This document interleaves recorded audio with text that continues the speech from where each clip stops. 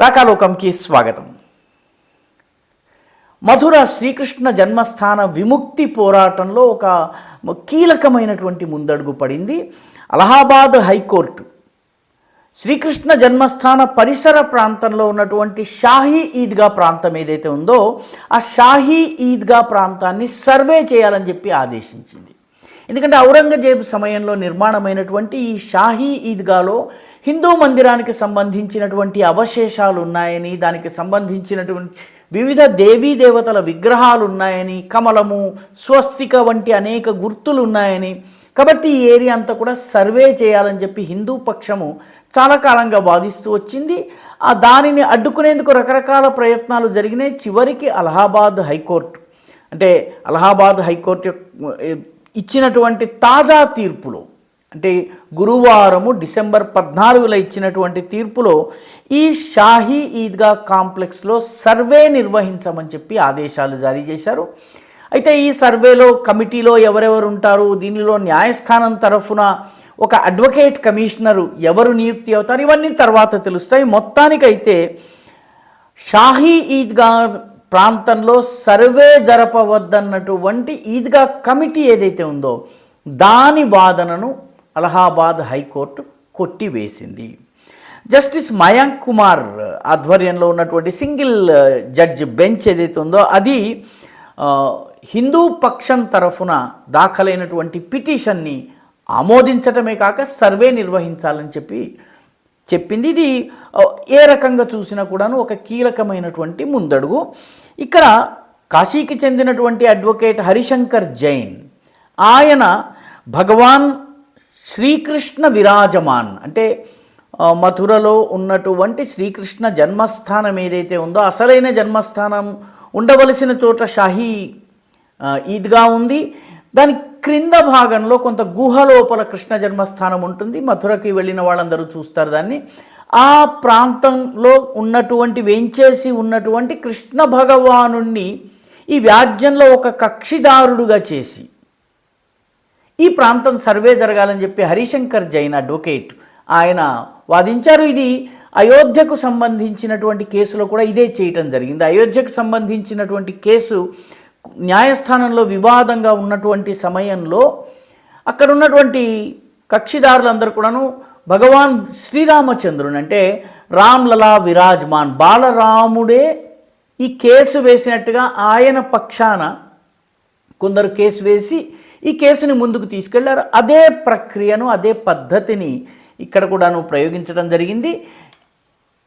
జ్ఞానవాపిలో కూడాను ఇదే న్యాయ ప్రక్రియను ఉపయోగించుకుని కేసు వేయటం జరిగింది. కాబట్టి శ్రీకృష్ణుని తరఫున హరిశంకర్ జైన్ గారు కేసు వేసినట్టుంది. వాస్తవానికి ఏంటంటే ఈ కృష్ణ జన్మస్థాన కాంప్లెక్స్లో మొత్తము 13.37 ఎకరాల భూమి ఉంది.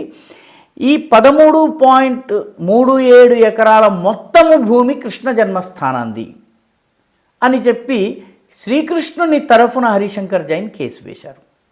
ఈ 13 ఎకరాల్లోనే షాహీ ఈద్గా ఉంది. కాబట్టి ఈ షాహీ ఈద్గాలో సర్వే జరిపి అది గనక హిందూ మందిర భగ్నావశేషాల ఆధారంగా నిర్మించిందని కనుక రుజువైనట్లయితే, అంతకు ముందు అక్కడ ఒక హిందూ కట్టడం ఉంది అని కనుక రుజువైనట్లయితే దీనిని తొలగించటమా, వేరే భూమి ఇవ్వడమా, అయోధ్య తరహా పరిష్కారం చూడటమా, ఇవన్నీ తరువాత వచ్చేటటువంటి విషయాలు. ముందు ఈ ప్రాంతంలో సర్వే జరిపించాలన్నది ఒక కీలకమైనటువంటి నిర్ణయం న్యాయస్థానం చేసింది. మిగతా కాశీ, అదేవిధంగా అయోధ్యలో లేని ఇంకొక సమస్య మథురలో ఉంది. మథురకి సంబంధించి ఒకటి, ఈ మొత్తం 13.37 ఎకరాల భూమిపైన యాజమాన్యము భగవాన్ శ్రీకృష్ణుడిదే అన్నటువంటి వ్యాజ్యము ఒకటైతే, రెండవది 1968లో ఇందిరాగాంధీ ప్రధానమంత్రి అయిన తరువాత అప్పుడు శ్రీకృష్ణ జన్మస్థానాన్ని నిర్వహిస్తున్నటువంటి ట్రస్ట్ ఏదైతే ఉందో ఆ ట్రస్ట్కి సంబంధించి ఆ ట్రస్ట్ని పక్కన పెట్టి ఒక వేరే వ్యక్తిని ముందుకు తీసుకొచ్చి, వేరే సంస్థను ముందుకు తీసుకొచ్చి ఆ సంస్థకు ఈద్గా కమిటీకి మధ్య ఒక ఒప్పందం జరిపారు. ఈ ఒప్పందం ప్రకారము ఈద్గా భూమిని ఈద్గాకి ఇవ్వడము, ఆ తర్వాత మిగిలిన భూమిలో కృష్ణ జన్మస్థానాన్ని డెవలప్ చేసుకునేందుకు ఒక ఒప్పందం జరిగింది. వాస్తవంగా కృష్ణ జన్మస్థాన ట్రస్ట్ని నిర్వహిస్తున్న వాళ్ళని పక్కన పెట్టడం జరిగింది. కాబట్టి ఈ పక్కన పెట్టబడినటువంటి వాళ్ళను పక్కన పెట్టి వేరే వ్యక్తి ద్వారా ఈ ఒప్పందం చేయించటము చెల్లదు అని దీన్ని కూడా సవాలు చేయటం జరుగుతుంది. కాబట్టి ఇక్కడ రెండు విషయాలు, ఒకటి మొత్తం భూమి యాజమాన్యము, రెండవది 1968లో జరిగినటువంటి ఒప్పందం విషయంలో దాని న్యాయబద్ధత. ఒకవేళ ఈ ఒప్పందము చెల్లదు అని న్యాయస్థానం చెప్పినట్టయితే ఈ షాహీద్గాకి ఇచ్చినటువంటి భూమి విషయంలో కూడాను మళ్ళీ మొత్తం తిరగదోడవలసి వస్తుంది. కాబట్టి ఈ రకంగా చాలా కీలకమైనటువంటి తీర్పు వచ్చింది. ఈ తీర్పు ప్రకారం సర్వే జరుగుతుంది. సర్వేలో వచ్చినటువంటి ఫలితాల ఆధారంగా ముందడుగు వేయటం జరుగుతుంది. అయితే మథుర అదేవిధంగా కాశీ ఈ రెండింటి విషయంలో తీర్థస్థలాల చట్టము 1950 నాటికి దేవాలయాలు కానీ తీర్థక్షేత్రాలు కానీ మసీదులు కానీ ఏ స్థితిలో ఉన్నాయో అదే స్థితిలో ఉండాలి అన్నటువంటి ఒక చట్టాన్ని తీసుకొచ్చారు. అయోధ్య మినహా మిగతా అన్నిటికీ ఇది వర్తిస్తుంది.